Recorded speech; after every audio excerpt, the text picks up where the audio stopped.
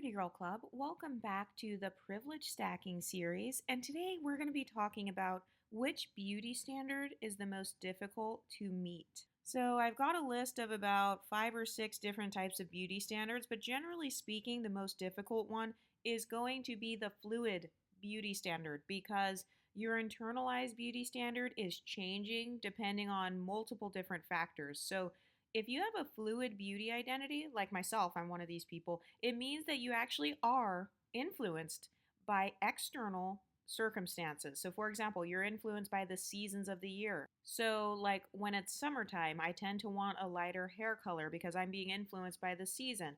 When it's Christmas time, I tend to want to wear more red lipstick because I'm being influenced by the external beauty of the world, if that makes sense. You get kind of inspired by the things around you, and it causes you to want to create a different type of beauty. So, but that's actually very difficult for a lot of people.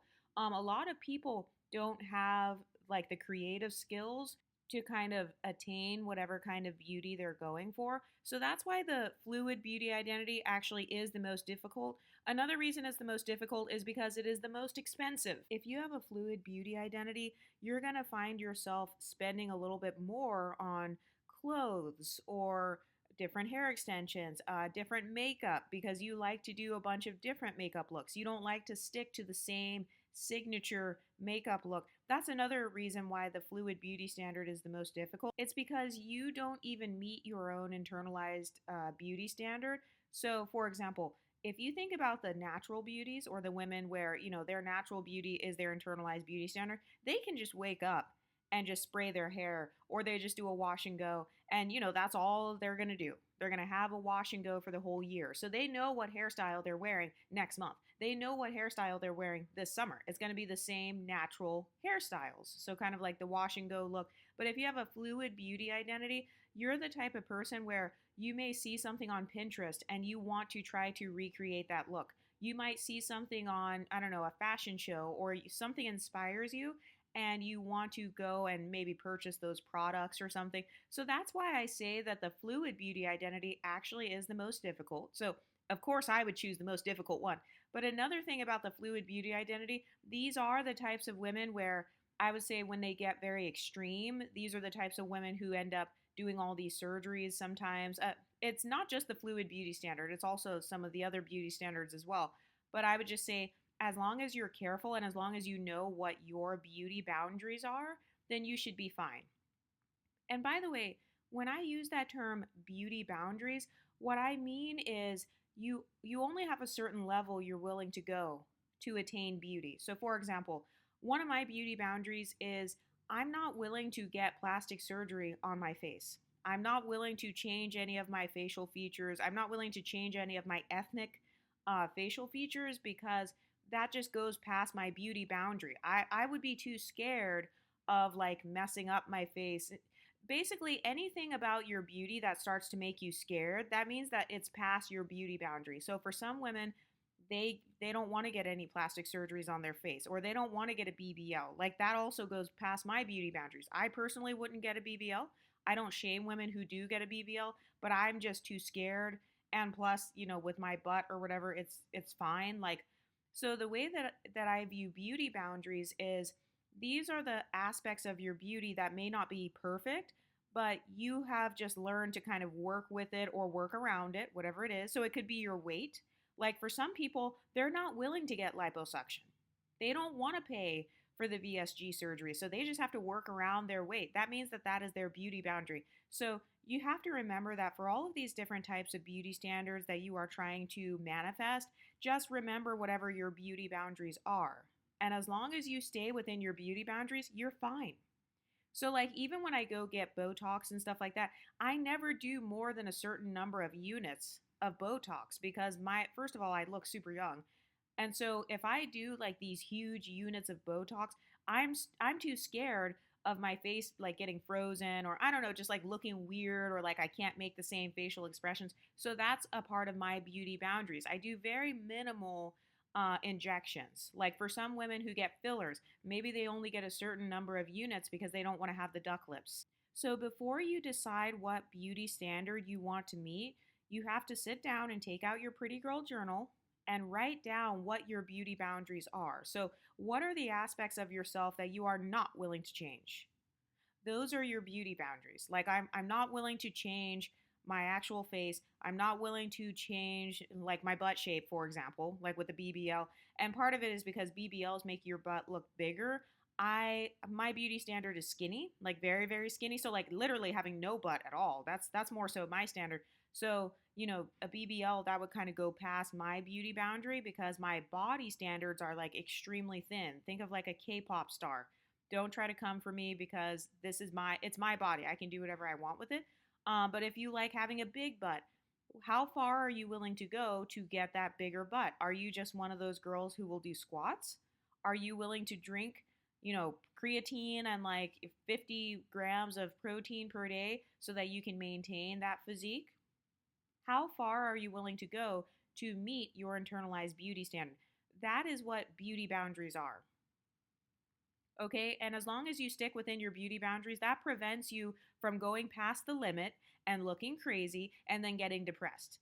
The women who like get all the surgeries and then they look bad and then they feel like, oh my God, I got botched. Well, those women, they did that because they weren't aware of their own internalized beauty boundaries. And so because they had no boundaries, they didn't stop to think like, oh shit, like I could get botched or like what if something bad happens? For the women who don't have the same beauty boundaries, they don't care about getting botched. So that's another thing, by the way. You know how some women, they'll try to scare you? They'll be like, oh, if you wear a wig, your hair is going to get ripped out. If you do highlights, your hair is going to get dry. It's going to break off. Well, they're saying that because highlights and wigs, that goes past their beauty boundaries. They are afraid of their hair getting ripped off. They're afraid of their hair breaking off from the chemicals. So that's just more so a projection. Everyone who gets highlights does not have hair breakage. Everyone who wears a wig does not have alopecia. So your beauty boundaries are basically whatever you're scared of getting messed up, that just means that it goes past your beauty boundary. So be careful and be sure that you're not trying to project your beauty boundaries onto other women. Like just because I wouldn't get a nose job, just because I wouldn't get jaw surgery, it doesn't mean that other women can't get that or that they'll look bad if they get that. You know what I mean? So that's actually a form of internalized misogyny, trying to control another woman's body and trying to control another woman's beauty and telling her like, "Oh, if you get a BBL, you're going to look ugly and you're going to die because the BBL is the most dangerous surgery." Okay, well, she obviously knows the risks of whatever beauty enhancement she's doing. So she has probably already researched that and she has still decided that the risk is worth the potential of the reward for her. And so who am I to try to control what another woman does with her ass? Like that's just crazy to me. Anyway, so the most difficult beauty standard though, it is going to be the fluid beauty standard because it's the most expensive. I would say it's also mentally the most difficult because you do not meet your internalized beauty standard naturally if you have a fluid beauty standard. Okay, so when you wake up in the morning, you're not waking up like, oh, okay, let me go out and like, go out on the town. Let me go to a bar now after I just woke up. No, you're not thinking that because your beauty standard, it's not the natural beauty. Like the natural beauty girlies, if that's their internalized beauty standard, they actually can just get out of bed and put their hair in a bun and not wear any makeup and they feel fine. And they don't care if everybody else is all glammed up. Being glammed up, that's not their beauty standard. But if you have a fluid beauty standard, then being glammed up is probably a part of your fluid beauty standard. So the fluid beauty identities, these are the girls who incorporate all kinds of beauty enhancements into their regimen. It doesn't mean you wear them every day, but it means that like you might wear fake eyelashes on the weekends. You might wear like fake nails sometimes. You're not wearing your natural nails all the time. Maybe you highlight your hair, or you might wear lace fronts every once in a while. So you're spending more on switching up your beauty standard. Okay, so the second most difficult beauty standard to meet, in my opinion, is social media beauty. And that is because this is like a more exaggerated version of Hollywood beauty. So, think about like filters and like, those kind of more extreme hourglass figures and stuff. So I feel like social media beauty is the second most difficult. So if you have a fluid beauty standard, then that means that social media beauty, that is a part of your beauty standard. Because as a fluid girly, you're literally incorporating every beauty standard in existence into your internalized beauty standard. So every day or every few months, you look like a different person.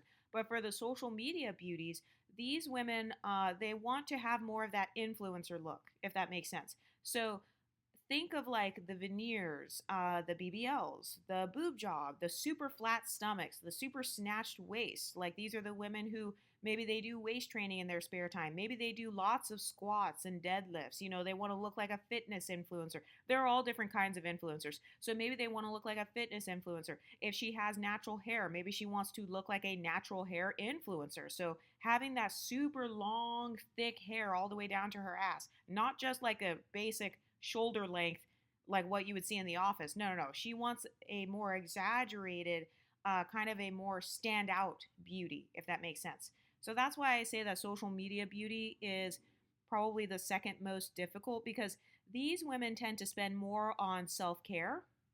So they're spending more on like maybe going to the spa. And when I say self care, what I mean is like the social media girls, they do tend to get a lot more expensive procedures and stuff. So like instead of getting Invisalign or braces, they will just go ahead and get veneers. Instead of wearing a lip plumping lip gloss, a lot of influencers will just go ahead and get some lip fillers. Or, instead of like purchasing skincare that's really expensive, a lot of women will go ahead and get like Botox, fillers, expensive facials, and stuff like that. So that's why I say social media is probably the second most difficult because you're trying to look like a photoshopped version of beauty, if that makes sense. So you want to look like that but in real life. So you're not trying to look like Hollywood beauties. You're actually trying to look better than the Hollywood actresses. Okay, so that's why I say that social media beauty is actually a little bit more difficult because that requires a lot of money. It requires a lot of dedication. Just think about what these social media influencers probably eat in a day. A lot of these women are probably not even eating high sodium, they're not eating sugar and stuff. So the amount of discipline that is required to have an Instagram model look in real life, that's going to be either very expensive or it's going to require a lot of time and discipline. So that's why I say that's probably the second most difficult one in my opinion. Because if you don't have the money, you have to save up the money to get your boob job. You have to save up the money to get your expensive micro links that cost $1,000. Okay, so the third most difficult, in my opinion, is Hollywood beauty. So this is kind of like the girl next door version of social media beauty. And generally speaking, you don't see as many Hollywood actresses and stuff with all these extreme BBLs and extreme boob jobs and stuff. That's more so something that you would see on social media, or maybe some of the celebrities that are heavy on social media or they're heavily into hip hop culture. But generally speaking, in Hollywood, they actually have very strict standards for what they allow in their movies. You're not going to see an Oscar award winning actress with like a giant BBL or like a giant boob job to where she's just drawing all this attention to herself. So the culture of like Hollywood beauty, I would say it's a little bit more subdued than social media beauty. If you think about influencers, it's very eye catching, like you want to stop scrolling so that you can look at them. So I feel like the influencer beauty standard is a little bit more larger than life. I feel like a lot of influencers kind of play around with the uncanny valley. Think of like the Kardashians. The Kardashians, they are technically not Hollywood actresses. They're more so like influencers, if that makes sense. They're more so like socialites. But if you look at a lot of the Hollywood women, they may have their veneers, they may have had a nose job, and they may have a teeny tiny bit of lip filler, but it won't be, they won't push those boundaries in the same way that a lot of influencers will do.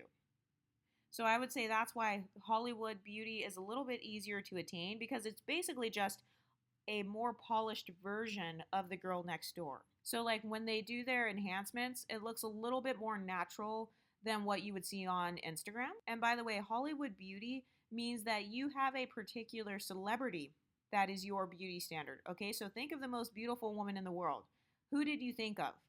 Did you just think of a celebrity? If so, then you have a Hollywood beauty standard. Or maybe you have a fluid beauty standard and then Hollywood beauty is a part of it. So anytime a girl says like, "Oh, I want to look like Aaliyah. I want to look like Sade. I want to look like Alicia Keys. I want to look like Justine Skye. She has a Hollywood beauty standard. Well, Justine Skye, I consider her more of an influencer rather than being in Hollywood. But generally speaking, some of the most popular standards are definitely social media beauty and Hollywood beauty. I would say those are probably the two most popular beauty standards. Okay, number four is classic beauty.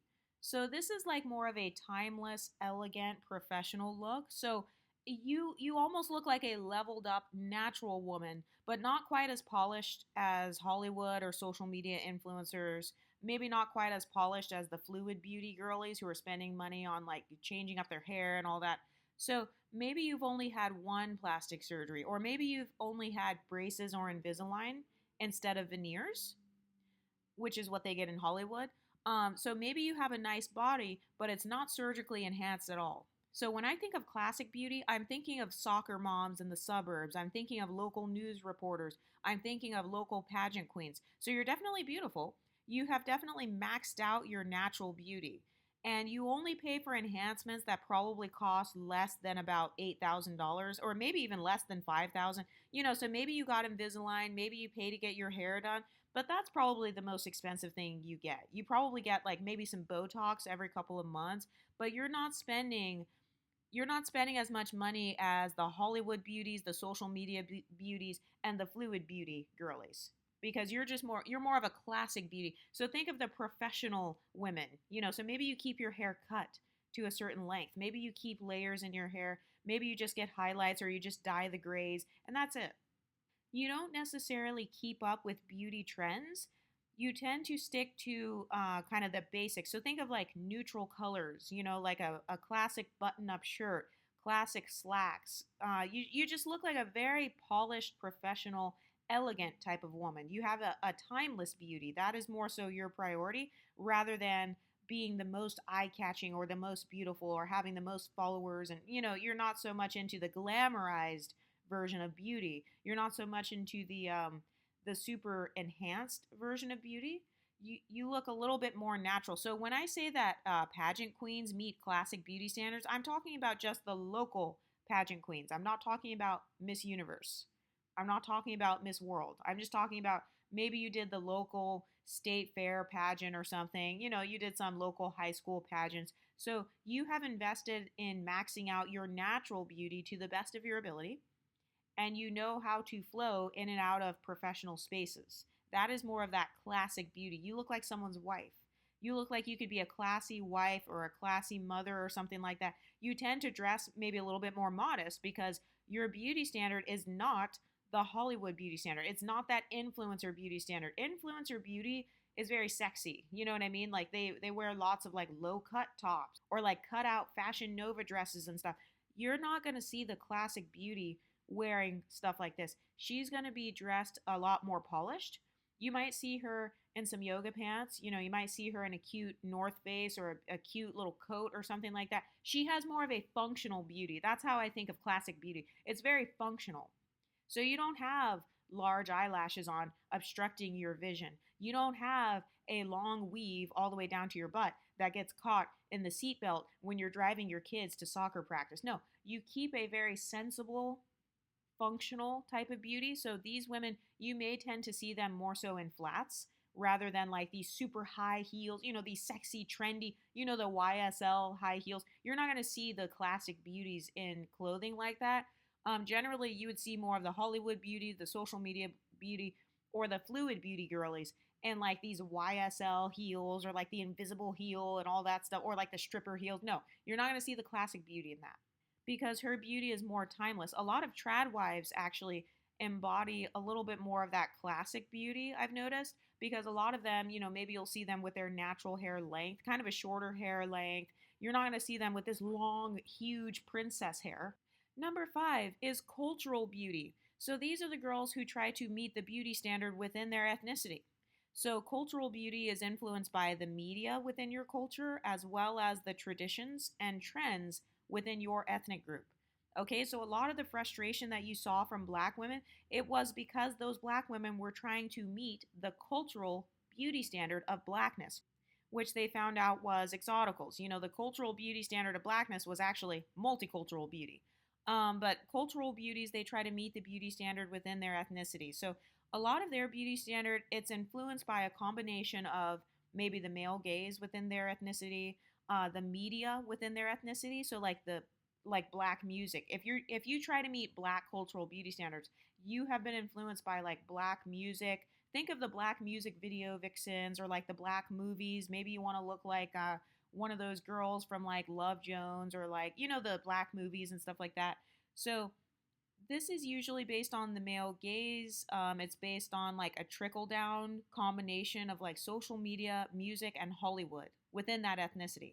So usually cultural beauties, they want to express their cultural background via their hairstyles, their makeup, so they also pay attention to traditions or like historically what their people used to wear in terms of hairstyles. So like you'll see a lot of native women, for example, they will wear the beads, they will wear the tribal print, they'll wear their hair in the two braids. So same thing goes with like black women. Actually, you'll see them in single what are they called, box braids. You'll see them in box braids because traditionally a lot of women in Africa wore their hair in braids, and so you might see them in boho braids. So that's another form of cultural beauty: box braids, boho braids, afros, like the beads. You know how some women wear the beads? Think of like Lauryn Hill, Erica Badu.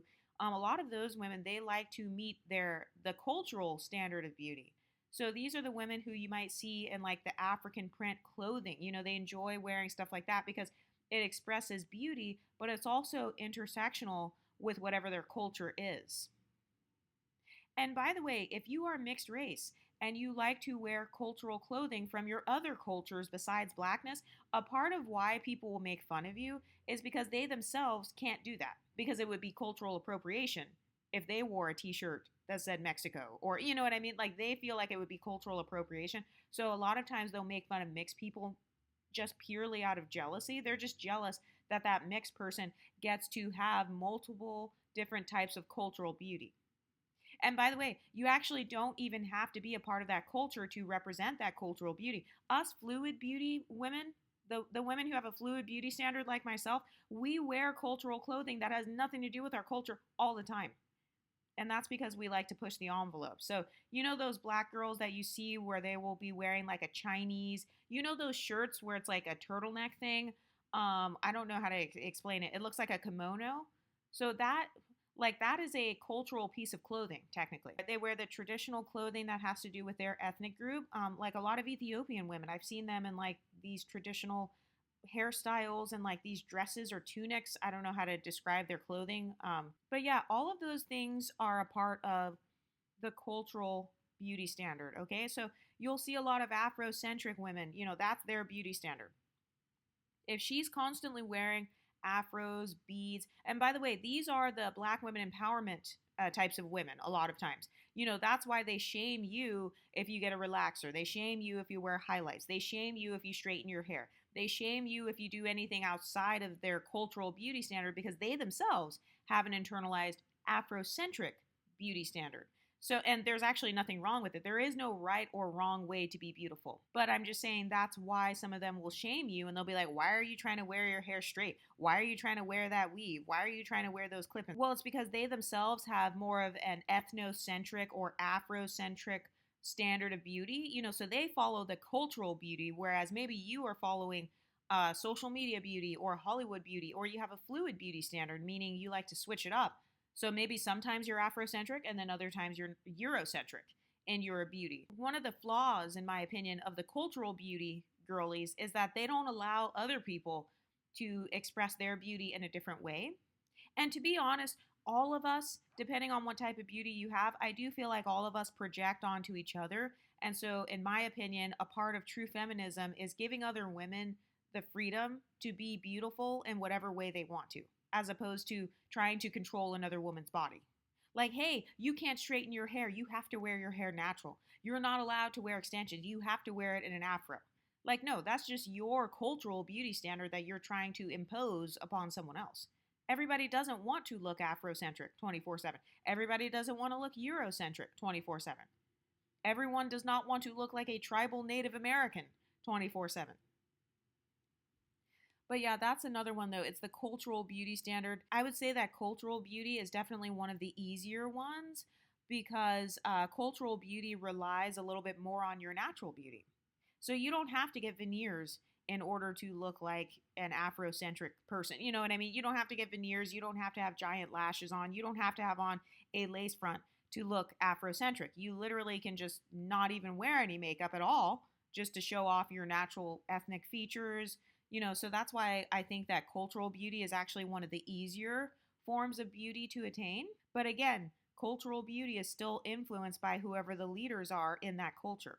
So this is why a lot of people got mad at Exoticals. It's because they didn't realize how much multiracial or biracial or women who benefit from isms, they didn't realize how much the Exoticals were actually influencing African American culture as a whole. So that's one thing to remember. If you follow cultural beauty standards, just know that your beauty standard is being affected by whoever the leaders are within your culture. This is why you see black women getting mad and saying, oh no, so and so is a bad example for black women. So and so is a bad example for mixed women. So and so is a caricature and a bad stereotype of black women. Those women follow cultural beauty standards. That's why they care about what's going on in the culture. That's why they care about what the beauty standard is of their culture. It's because they themselves follow that culture's beauty standard.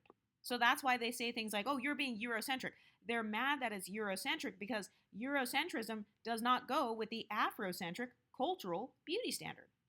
So, generally speaking, a lot of Hotep black women, a lot of pro black women, obviously, they're more likely to follow cultural beauty standards. So, if you have either a fluid beauty identity, a Hollywood beauty identity, or a social media beauty identity, generally speaking, you're going to get smoke from these cultural Afrocentric types of women. Okay, so the next one, and I consider this to actually be the easiest, is natural beauty, or the girl next door, sometimes is what it's called. So this woman simply works with what she has. So she might wear a little bit of makeup, but she doesn't wear anything that is going to change her facial features. So you're not going to see this girl with a full contour and highlight.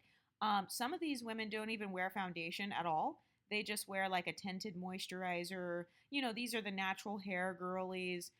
So obviously your natural hair is a part of your natural beauty. These women tend to not get any plastic surgeries at all. They don't even get Botox or filler. Like a lot of natural beauties, they don't even keep up with like what all of the different beauty enhancements are because those women have a natural beauty standard. So they do not deviate from however their face naturally looks.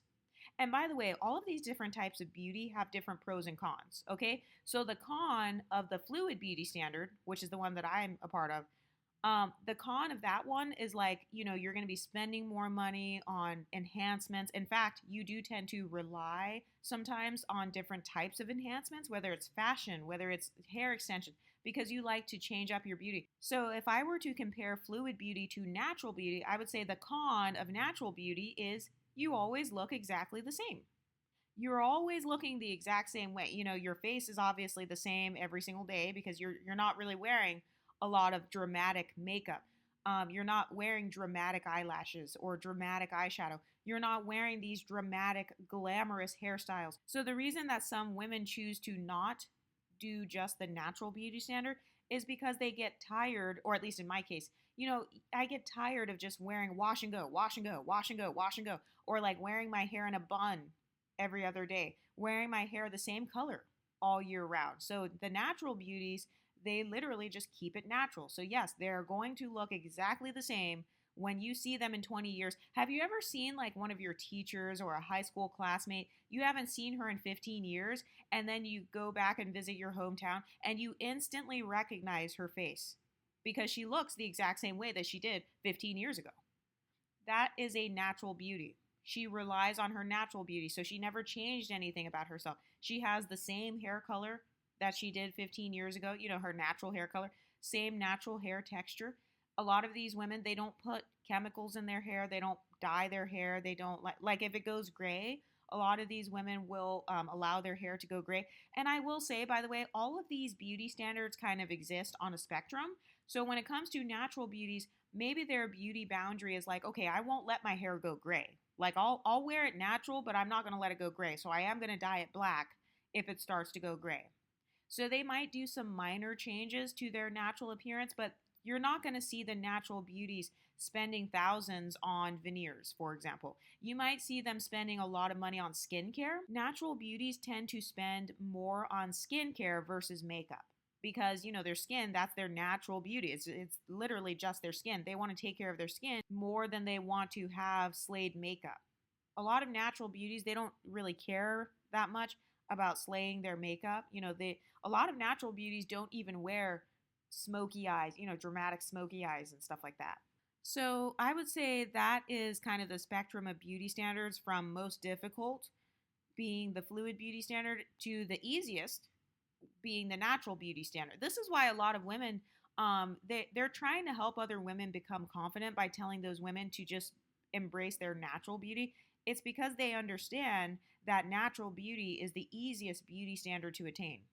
Just taking care of your skin. That's very easy. Just put on some skincare, or like just taking care of your natural hair. That's easier than spending hundreds or thousands of dollars on hairstylists and going to all these professionals and trial and error. So that's why you'll see a lot of empowerment content creators talking about natural beauty and kind of embracing your natural beauty. It's because they understand that natural beauty is the easiest to attain, whereas fluid beauty standards, Hollywood beauty standards, and social media beauty standards, those three are the most difficult to attain.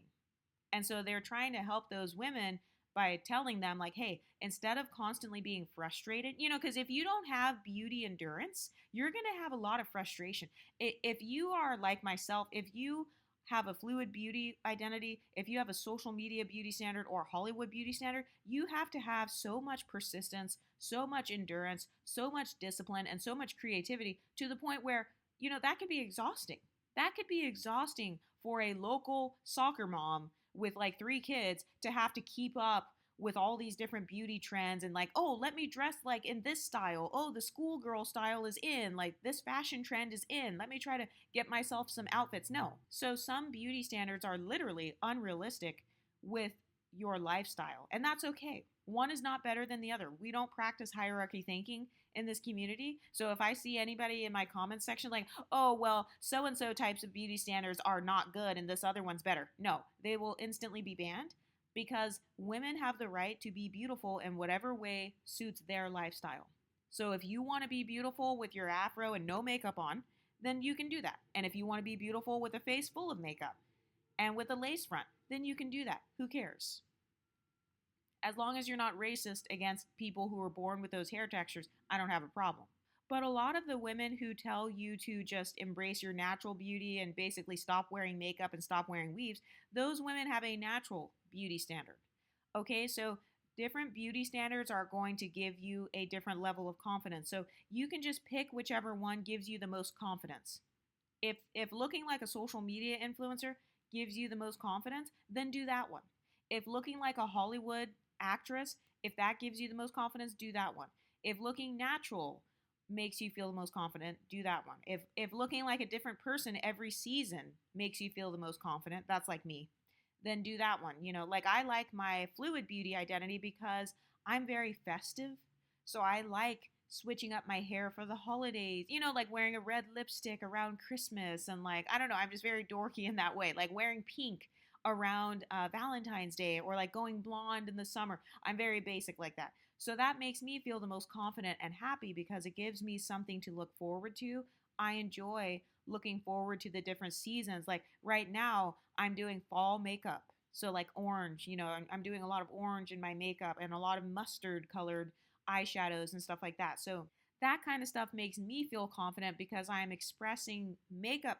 I'm expressing my makeup artistry, if that makes sense. So, I would say that, like, the Hollywood beauty girls, the social media beauty girls, and the fluid beauty girls, these are kind of the more artsy. Those beauty standards require some art skill. You kind of have to have skills with like makeup artistry. You have to have skills with hairstyling. You have to have skill with fashion styling. And so that's why you'll see a lot of women say, like, I'm not doing that. That's exhausting. I'm not saving up my money, because you also have to have financial discipline as well, or you have to be willing to spend a lot of money. So this is why you'll see some women who choose not to prioritize that, because they're like, no, I want to buy a house instead, or I want to buy a car, or I want to pay for my children. So none of them are better than the other. They all just kind of depend on your lifestyle and whatever you want. But anyway, what is your internalized beauty standard? Is it something that I mentioned here or is it something else? By the way, I literally just made up all of these phrases and terms in order to describe what I was talking about. But what do you ladies think? Let me know in the comment section and I'll talk to you next time. Stay pretty, ladies.